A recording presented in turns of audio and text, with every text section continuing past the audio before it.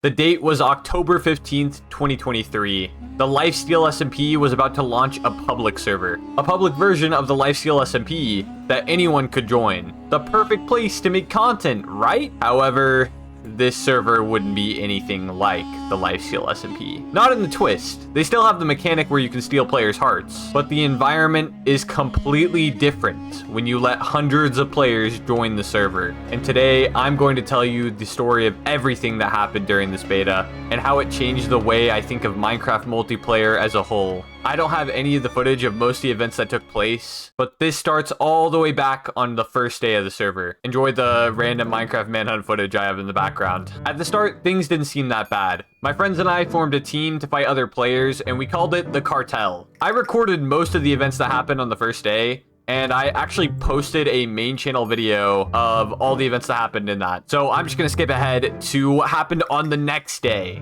Me and my friends had a pretty established base at this point. We actually decided to invite Fere MC, a very skilled PvPer. And then he invited Clown Pierce. So it was basically just me and my friends, Clown Pierce and Fere. And yeah, we had a super stacked team at this point. Not only were we stacked in gear, we were also stacked in player skill. With the help of Clown Pierce and our mini riches, we decided to raid Parrot because he was doing some like stream thing where he was like putting a bunch of viewers in a box, and we thought it would be a bunch of free hearts if we pulled up and just killed all the people in the boxes. Clown's here! Clown's already team's here! Clown's already team's here!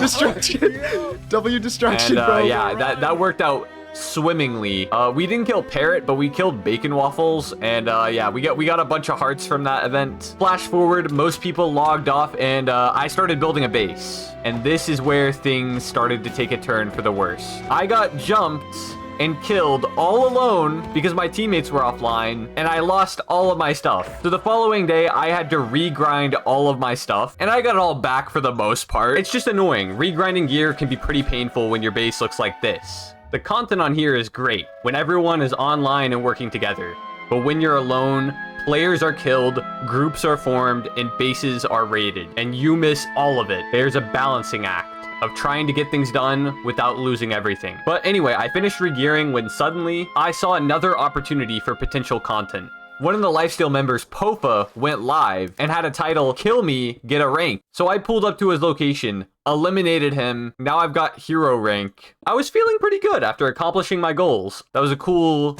development. However, what was not cool was immediately after, our base got raided again.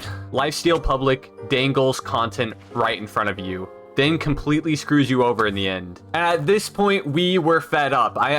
This Clown Pierce guy was on a revenge arc, all right? He was like, where is this guy's base? We needed to find his base and grief it immediately to get revenge. And that's actually what he did. He got the guy's base coordinates, and we started planning a raid. We were going to plan a raid for tomorrow because a lot of our valuables got taken, and we kind of needed to reassess what we had before we attacked him again. So now me, my friends, Fere, and Clown Pierce, we're all making the base again, planning a raid on Penity, the same person who attacked me 2 days before. Things were going well. We got most of the things we needed for the raid, and then October 19th, we logged on, readying ourselves for the raid, and they got our base again. And it turns out we weren't the only ones. Apparently, they went and raided every single base on the server.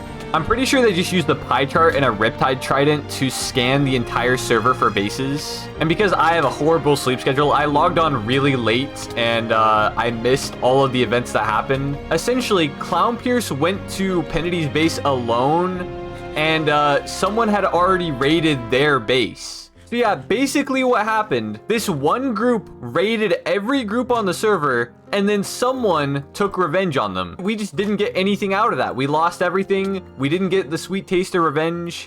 And I think that was the moment most of my team quit the server, and it was just me already on the first week. It had only been like 4 or 5 days, man. But nonetheless, I had a genius idea for a base. I put my claim chest in the sky, essentially undetectable to the passersby. Okay, come to think of it, I think that's the first thing most people thought of whenever they found out the claim system worked the way it did. Unfortunately, I forgot that this server has anyone, including hackers, who can just ESP, find your claim chest, fly up to the claim chest and break the claim chest. So that's what happened to that base. Not even a day after, by the way. So yeah, my base had been raided 3 times at this point.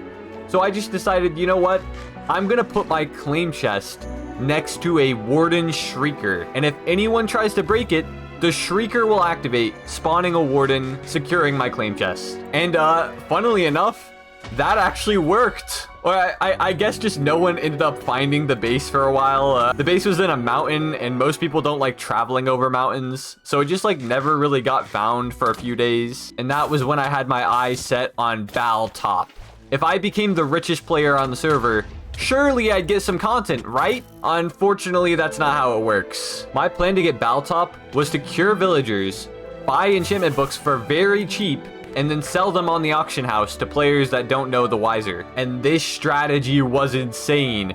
People were buying these books like crazy until new players stopped joining and the cash flow slowed down. However, slowly and painfully, I managed to sell enough books to get Baltop, 1.1 million. The first player to do it solo, I think.